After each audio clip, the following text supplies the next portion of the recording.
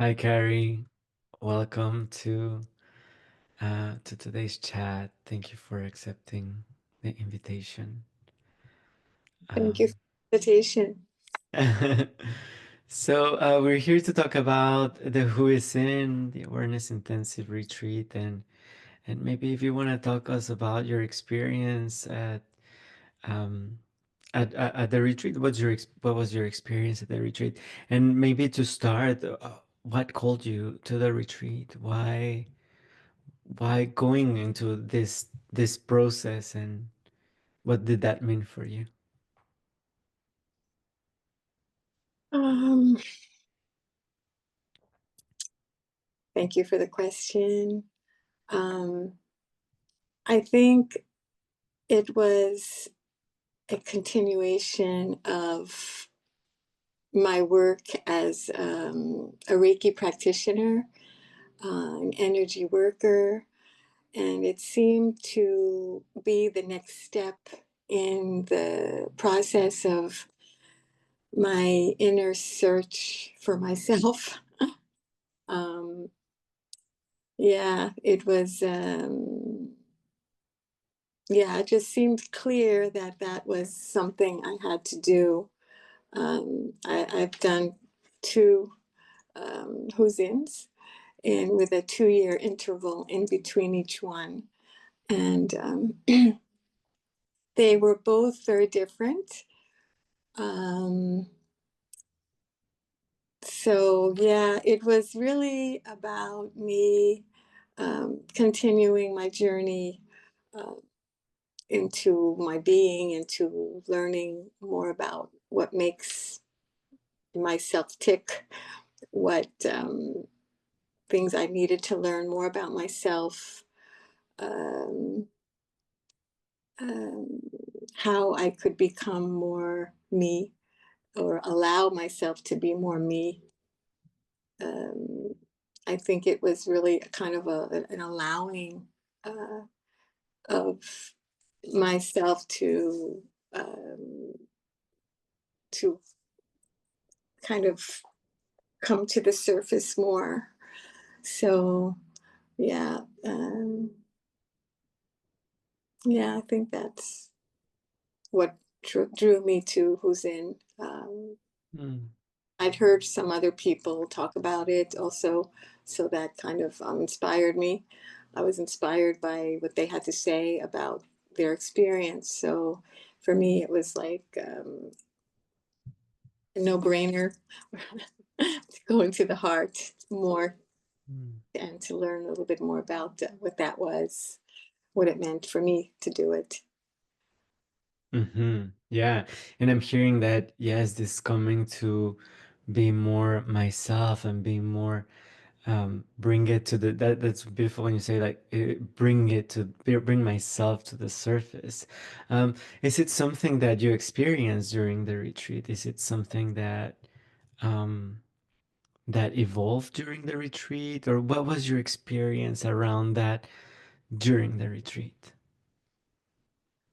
Um, it was so holistic in that there's so many aspects of uh, going in, and then it kind of like an inner seeing, um, but it also wasn't just going in, but it was going out as well.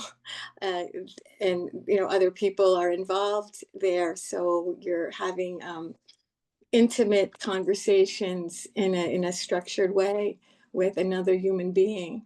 So it's allowing a relationship to take place in a structured way that can bring connection and and um, and learning through that connection a deeper understanding of myself, and through the listening, the process of listening, and the process of deep listening, it brings um, it brings kind of a pause and it brings us to a place where we don't we don't usually relate in that way in life, in our daily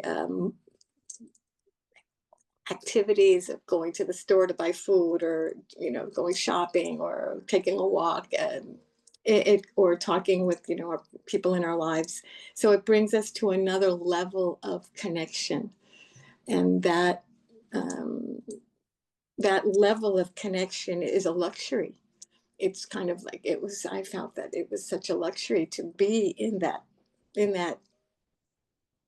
held place where I could listen deeply and also express um, what I was feeling. And it was interesting in the connection with the other person, the how there's a reflection happening of what that person is saying, and what I'm feeling, and then what I'm feeling and saying it. And it's kind of like this thing that happens, which is very beautiful and inspiring. And it's you become aware of things that don't normally happen in, like, just regular life. And what it does for me, what it did for me and still does, is that I can feel now in my real life, in my daily life, I feel I can go there. I can go and get it again, and bring myself back to that place of kind of intimacy with myself, and a listening, and being able to be myself. So kind of it flows, into life from that experience. I've had that experience with in the both times that I did Huzin, and so it's extremely enriching. I felt enriched by it, where I can still go back. So it's just a gift that is constantly there if I go and get it. It's not something that is a passive thing. It's something that I have to be aware to go and get it again. Definitely. And I hear this connection and this presence of listening, and you really express the deep listening. And was that something that was easy for you? Were there moments of of resistance, difficulty, or how did you navigate the process? How was that for you?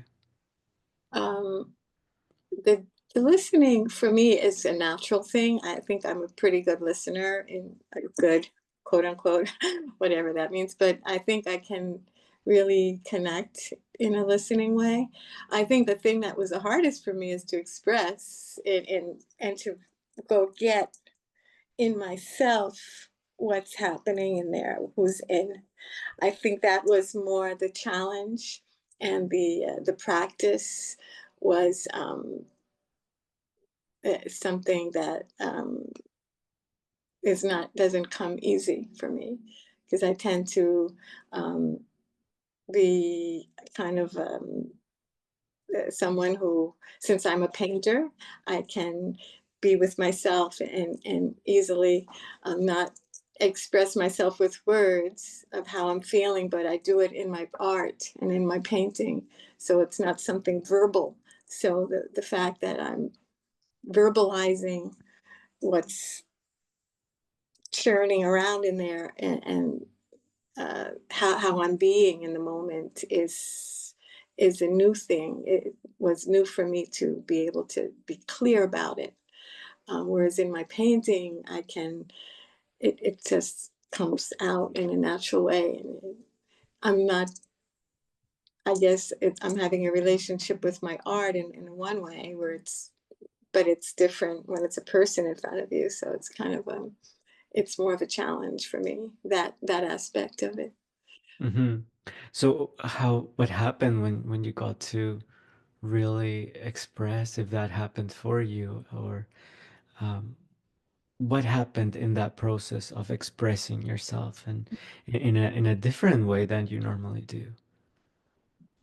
Um, I think the the structure of trust and safety was something that allowed me to feel vulnerable and not so worried.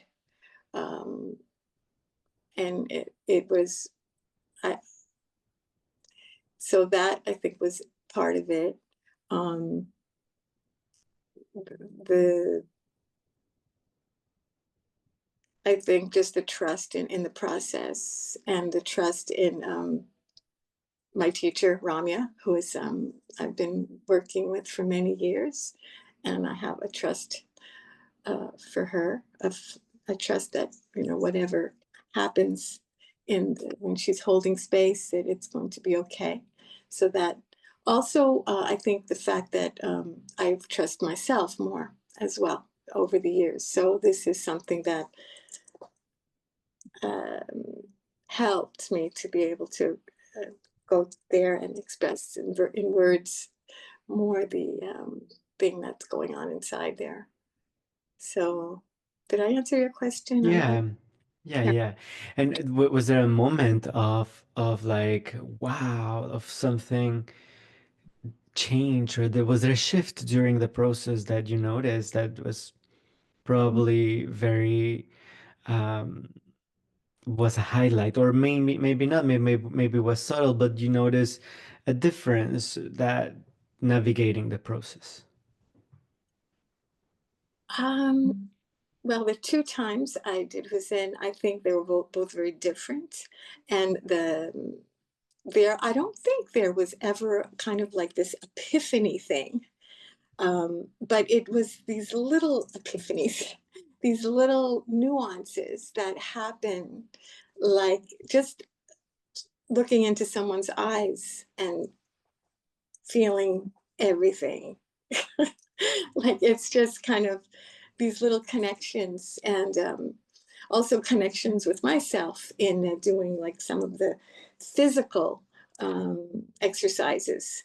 Um, the whole taking a walk, the bringing coming back to the one-on-one, they all kind of had little nuances that were for me uh, enlightening, or just kind of enriching. Uh, for I think the kind of epiphany happens after, like where I look at the whole thing and I'm putting it all together and feeling it in my heart, and that's kind of the feeling of it. It's it's not, I didn't feel any kind of flash of anything. Like it was just Mm, subtleties that were um, so important. yeah. So can you talk about more about that after, about like, okay, yeah, this is what I just lived, and now what happened after it? What was that putting all together like? Mhm. Um, I guess coming back into my real life, I notice little changes in myself. Um, I notice that I could feel something, and my conditioned behavior that maybe I was doing before, or patterns that I had before, were kind of slowed and looked at. I was observing more myself in my actions and in my what I'm saying to people, or what I'm doing for myself, or what I'm living.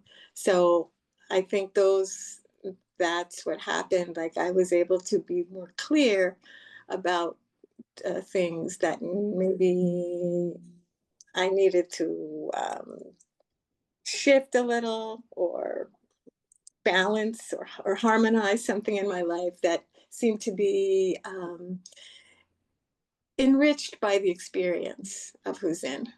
So it kind of, yeah, that's how it affected me after this. And I still get that. I still feel um, like I can observe better myself, not in Yeah. not in Mhm. a judgmental way, but just a way that is um, like a good mother would do. I don't explain it.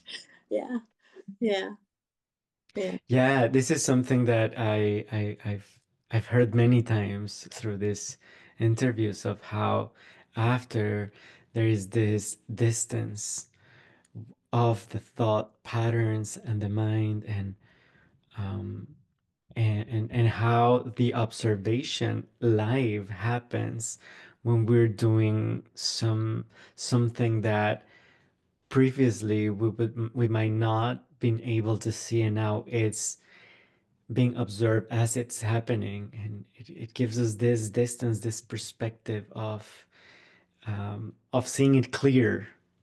um, yeah, does that resonate? Is that what I'm understanding with what you're sharing? Yeah, and it's also a soft way to see yourself. I found it softened the edges of my self-judgment. It kind of it you become more self-aware, and but at the same time in a way that's more loving, more less judgmental, more open, softer. So yeah, so that's also an aspect of the aftermath of it. Um, yeah. Softer edges sound really nice. And Mhm. was there any other change that you noticed other than this distance, or like this magnifying glass that happened after? Okay. Um, yeah, I think the attention to my breath, the Mm. like something that I don't know when it happened exactly during the process, but the fact that I could feel my breath help me in certain times where I'm feeling anxious. And it's almost like it happens naturally now, where I'll just catch myself taking a very deep, nourishing breath and letting it out very slow. And I realize, oh, okay, this is a new technique that I never used before, but it's working. So yeah, it just kind of came from the process. Yeah, the breath, breathing, and letting the breath flow over me and just flush out whatever is causing anxiety or um, indecision or something that is just bothering me. It just kind of brings it, whew, just flows it in and out. So Mm-hmm. that was another thing that happened. Um, yeah, which is kind of physical as well. So yeah, that the attention to the physical body, to the more awareness of what's how my body feels.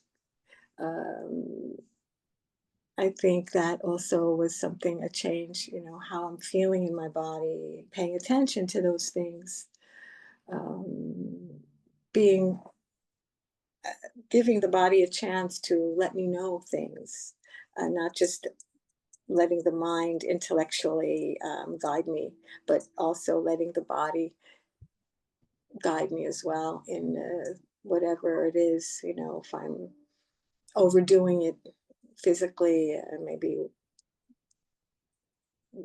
hurting myself by too much exercise or something, which actually I need to do a little more these days. But it's like yeah, being aware of what my body is saying, so that was also coming from the whole process. Yeah, yeah. I know that during the process at one point we we come to the body over and over, and almost well, it brings us here. It brings us to this moment. Yeah, that's really, really powerful. So why doing it again? So you said you mentioned that you've done it twice, and that you, yeah, why doing it again? Why say, okay, it was, I got something out first time or not, but what I'm hearing is that you did, and you say like, okay, I wanna do the process again. What was the call there? Yeah. Um, Let me remember why. Um, I think it was, I needed a reminder. I needed a reminder. I needed the process to remind me again of what I needed to be reminded of. Um, Also, I think it's different because you're in the process of the present moment. So being in the present moment, it's so different each present moment that I knew it wasn't going to be the same. And also my body had gotten 2 years older. So, I was wondering, how is that going to be? How will I be in the structure is can be hard on the body. It depends.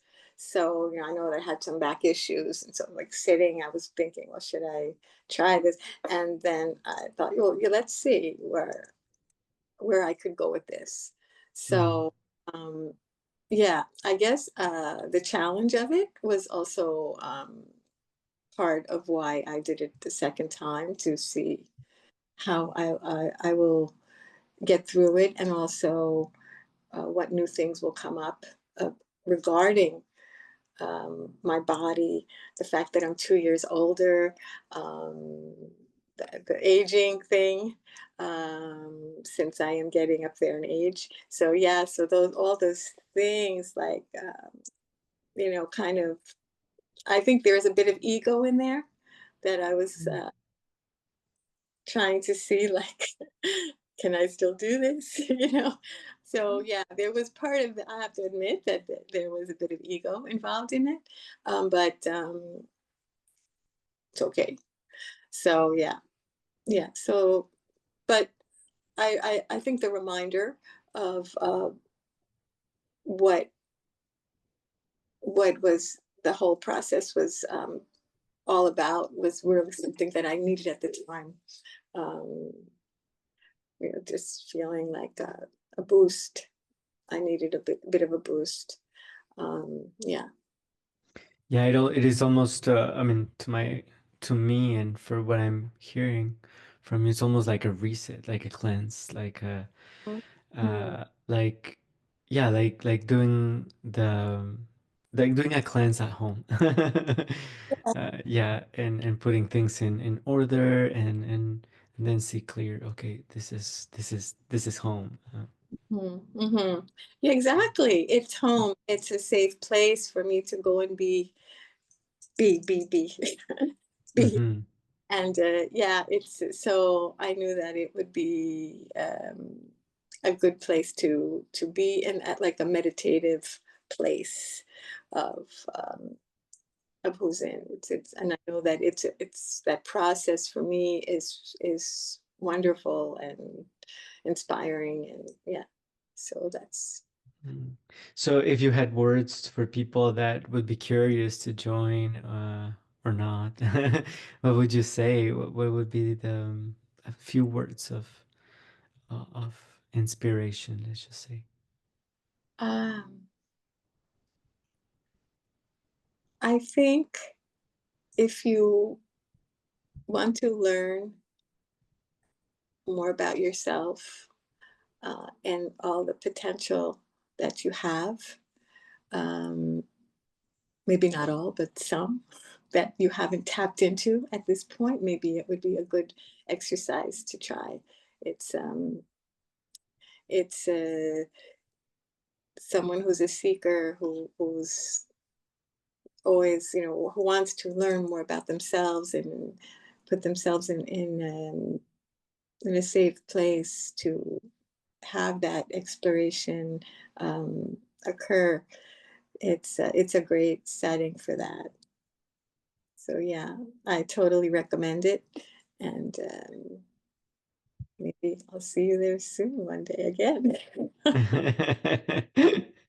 Yeah.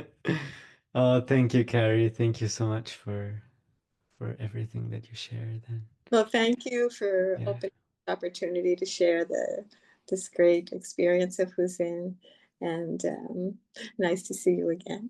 yeah, nice to see you. See you soon.